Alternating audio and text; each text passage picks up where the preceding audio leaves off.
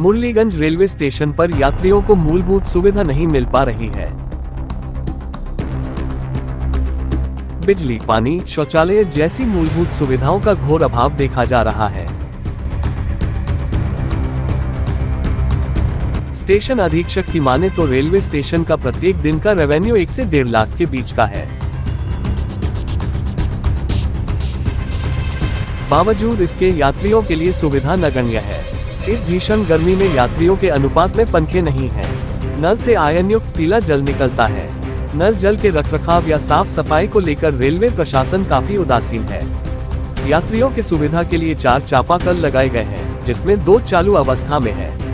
सबसे बड़ी समस्या शौचालय की है। शौचालय रेलवे स्टेशन पर है ही नहीं। एक पुराने शौचालय का कुछ दिन पूर्व जीर्णोद्धार कराया जा रहा था, उसका भी कार्य किसी कारणवश अवरुद्ध है। पेशाब घर तो है, लेकिन सफाई नहीं होती।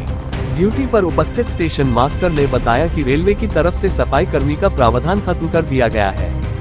प्राइवेट सफाई कर्मी रखने का प्रावधान है।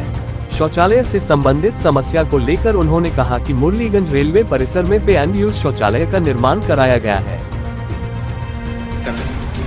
हम तो जहां एक तरफ मोदी सरकार बुलेट ट्रेन चलाने की बात कर रही है, वहीं कोसी ऐसे पिछड़े इलाकों में जो मूलभूत सुविधा है वो भी स्टेशन पे मयस्सर नहीं है। जैसे कि शौचालय की व्यवस्था, भारत सरकार बोलती है जो हर घर शौचालय होनी चाहिए। बेटी बचाओ बेटी पढ़ाओ, बेटी की लाज रखने के लिए उन्होंने शौचालय का निर्माण करवाया घर घर, लेकिन जो सार्वजनिक शौचालय होनी चाहिए, मुरलीगंज स्टेशन पे लगभग 10,000 यात्री प्रतिदिन सुबह से लेकर शाम तक यात्रा करते हैं। खासकर महिलाओं को काफ़ी परेशानी का सामना करना पड़ता है।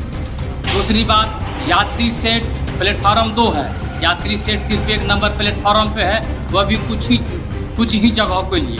अगर यात्रियों की संख्या ज़्यादा हो जाएगी तो यात्रियों को लाचारी बस धूप में या बरसात में खड़े रहकर यात्रा शुरू करना पड़ता है। तीसरी बात, जो सबसे मूलभूत बातें हैं, जो ब्रॉडगेज तो हो गई है, लेकिन दुर्भाग्यवश ट्रेन आज भी प्लेटफॉर्म आज भी मीटर गेज के ही समय का बना हुआ है, जिससे में कि कितनी हत्याएं हो चुकी है।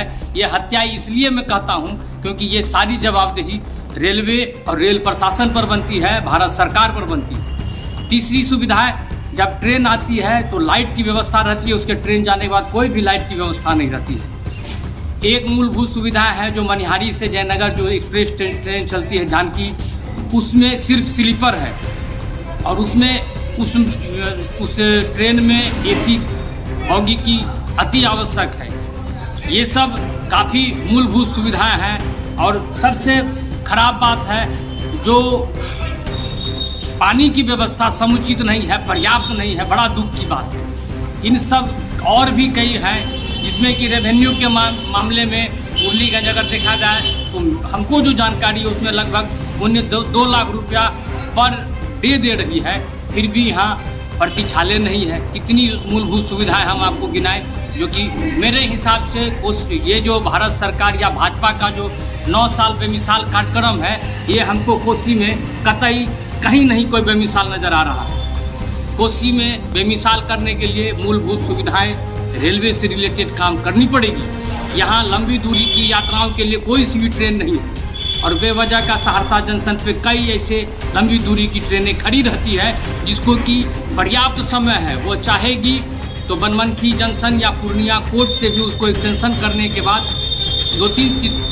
दो तीन तरह की फायदा रेलवे को होगा। एक तो राजस्व की वृद्धि होगी, दूसरी इस मार्ग पे रेल सेवाएं बढ़ जाएगी।